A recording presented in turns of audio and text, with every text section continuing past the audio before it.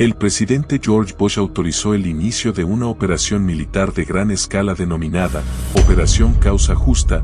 El objetivo oficial era proteger a los ciudadanos estadounidenses, defender los tratados relacionados con el Canal de Panamá, restaurar el gobierno democráticamente elegido y capturar a Manuel Noriega para que enfrentara los cargos presentados por la justicia federal.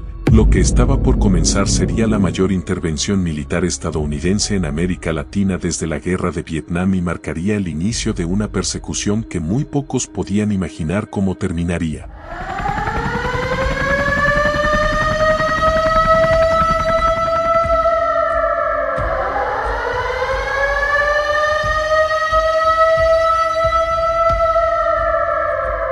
La madrugada del 20 de diciembre de 1989 el reloj marcaba poco después de la medianoche cuando el cielo de Panamá comenzó a llenarse del ruido ensordecedor de aviones de combate, helicópteros y enormes aeronaves de transporte militar.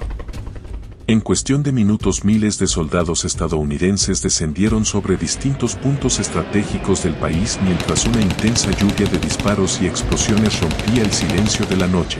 Había comenzado oficialmente la Operación Causa Justa. Cerca de 27.000 militares estadounidenses, apoyados por tanques, vehículos blindados, helicópteros Apache, aviones furtivos F-117 y unidades de fuerzas especiales, participaron en una ofensiva cuidadosamente planificada para neutralizar a las fuerzas de defensa de Panamá antes de que pudieran organizar una resistencia efectiva. Era una demostración de poder militar pocas veces vista en América Latina, y el principal objetivo no era conquistar el país sino capturar con vida al hombre que durante años había gobernado desde las sombras. Los primeros ataques se concentraron sobre bases militares, aeropuertos, centros de comunicaciones y cuarteles donde se encontraban las tropas leales a Manuel Noriega. La intención era cortar cualquier posibilidad de coordinación entre los diferentes mandos panameños. En pocos minutos la base de Río Hato, considerada uno de los principales bastiones militares del régimen, fue escenario de intensos combates entre paracaidistas estadounidenses y soldados panameños que intentaban defender la instalación. En la ciudad de Panamá las explosiones podían escucharse desde distintos barrios mientras columnas de humo comenzaban a elevarse sobre edificios, militares y depósitos de armas. Muchos habitantes despertaron sin comprender lo que estaba ocurriendo y buscaron refugio en sus casas mientras el sonido constante de las detonaciones hacía temblar puertas y ventanas. Uno de los sectores más afectados fue el barrio de El Chorrillo, donde se encontraba el cuartel central de las fuerzas de defensa. Mientras las tropas estadounidenses aseguraban los principales objetivos militares, Manuel Noriega había desaparecido. Los servicios de inteligencia sabían que capturarlo sería la parte más difícil de toda la operación. Durante años el comandante había construido una extensa red de colaboradores, refugios y rutas de escape. En las primeras horas de la invasión logró abandonar los lugares donde se creía que podía encontrarse y comenzó a desplazarse de manera clandestina por distintos puntos de la capital. Equipos de fuerzas especiales registraban edificios oficiales, residencias y bases militares sin obtener resultados. Cada minuto que pasaba aumentaba la posibilidad de que lograra escapar del país. Durante varios días la búsqueda de Noriega se convirtió en una verdadera persecución internacional. Las autoridades estadounidenses ofrecían recompensas por información sobre su paradero mientras helicópteros recorrían la ciudad y patrullas revisaban carreteras, edificios abandonados y propiedades vinculadas a antiguos colaboradores del régimen. Sin embargo, el hombre más buscado del continente parecía haberse desvanecido. Afirmaban que permanecía oculto en instalaciones militares y también circulaban versiones de que intentaba abandonar Panamá por mar. Ninguna de esas informaciones resultó ser cierta.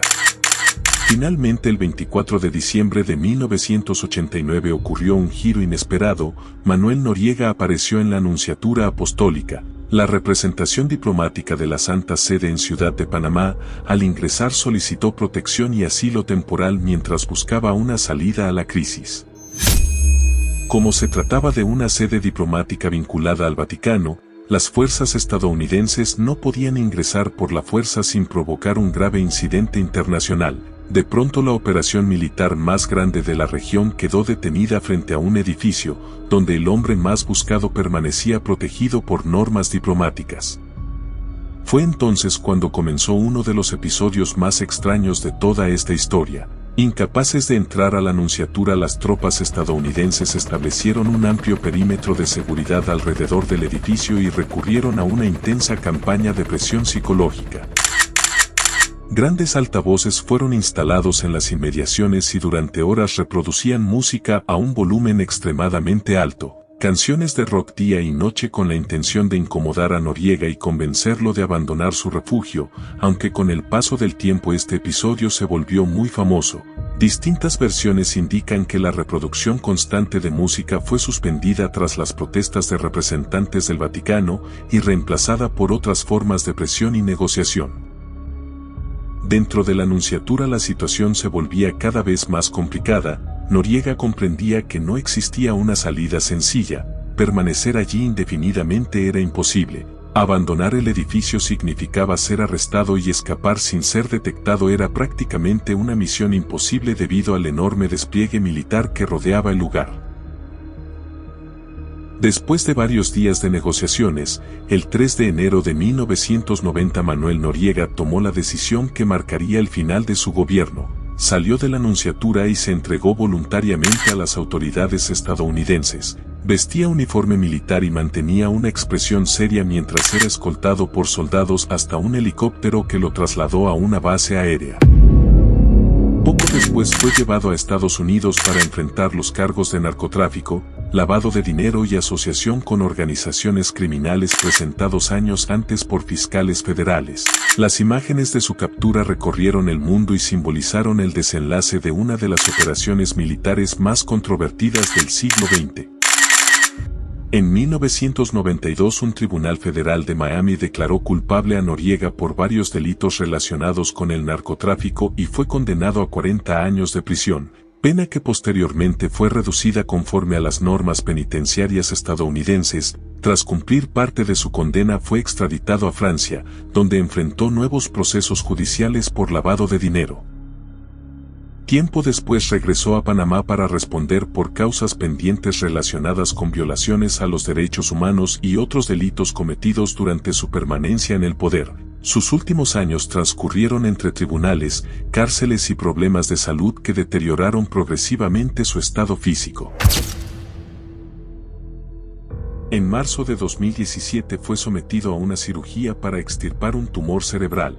Su condición médica se complicó con el paso de los días y finalmente falleció el 29 de mayo de 2017 a los 83 años de edad.